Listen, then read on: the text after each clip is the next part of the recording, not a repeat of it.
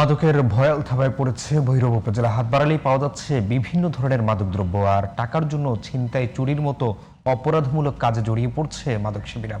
শুধু তাই নয়, স্থানীয়দের অভিযোগ মাদক কারবারের ট্রানজিট হিসেবে পরিণত হয়েছে এই অঞ্চল। প্রশাসন বলছে ভৈরবকে মাদক মুক্ত করতে অভিযান চলমান রয়েছে। ভৈরব প্রতিনিধি এম এ হালিমের পাঠানো তথ্য ছবিতে বিস্তারিত জানাচ্ছেন তানিয়া আহমদ।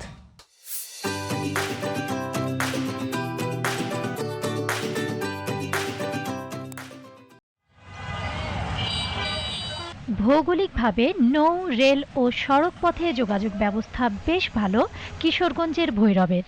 ট্রানজিট পয়েন্ট হওয়ায় প্রতিদিন কোটি টাকার ফেনসিডিল, ইয়াবা, গাঁজা সহ বিভিন্ন প্রকার মাদক এই রুটে পাচার করে মাদক ব্যবসায়ীরা। আর এর মধ্য দিয়ে এসব মাদক ছড়িয়ে পড়ছে ভৈরব শহরের অলিগলি ও গ্রামে গ্রামে। হাতের নাগালে মাদক থাকায় খুব সহজে আসক্ত হচ্ছে যুব সমাজ ও শিক্ষার্থীরা। অভিভাবকদের অভিযোগ, মাদক ব্যবসায়ীরা স্কুল কলেজের শিক্ষার্থীদের টার্গেট করে মাদকে আসক্ত হওয়ার প্ররোচনা দিচ্ছে। ছেলে মেয়ে থেকে ধরে বৃদ্ধরা পর্যন্ত মাদক আসক্ত, এমনকি স্কুলের ছাত্রছাত্রীরাও মাদক আসক্ত। মোবাইলের মাধ্যমে শুনেছি মাদক বেচা কেনা হয়। মাদকে আসক্ত হইয়া পোলাপাইন চুরি, ছিনতাই, কারেন্টের তার, কল, গ্যাস এগুলা চুরি করে। প্রশাসনিকভাবে কঠোরভাবে ব্যবস্থা না নেই তাহলে আমাদের ভৈরবের এই সোনার যেই ছেলেরা একদম ঝরিয়ে পড়বে।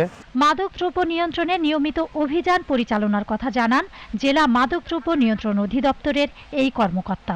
মাদকদ্রব্য নিয়ন্ত্রণ অধিদপ্তর জেলা কার্যালয় তাদের কার্যক্রম নিয়মিতভাবে পরিচালনা সহ অব্যাহত রয়েছে।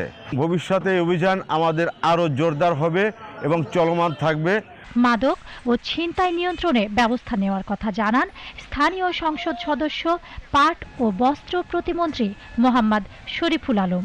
মাদক এবং ছিনতাই প্রথম গুরুত্ব দেব এটাকে। এই ক্ষেত্রে আমি আমাদের পুলিশ প্রশাসন, সিভিল প্রশাসন সহ রাজনৈতিক কর্মী, সমাজকর্মী, সচেতন যারা আছেন সকলের সহযোগিতা চাই। Tania Ahmed, GTV news.